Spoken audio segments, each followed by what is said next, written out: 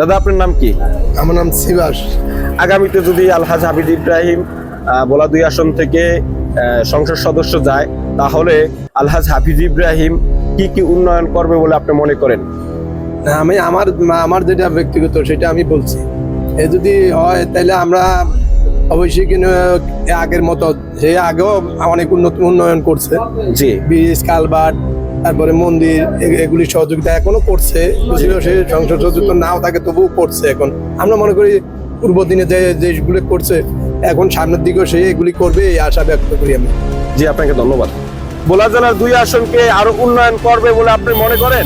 আমরা খুশি যে আলহাজ হাবিজ ইব্রাহিমকে নমিশন দেওয়া সে 2001 সাল থেকে 5 সাল পর্যন্ত আমাদের এলাকায় যে কাজ করছে, বিগত কোন সরকার আমাদের এই কাজ করে না। হাবিজ ইব্রাহিম যে কাজ করছে, তাই আমরা আবারও তারে আমরা নির্ধারিত চাই। সংসদে সে গেলে আমাদের পরানুতিতে বহুত কাজ হইব।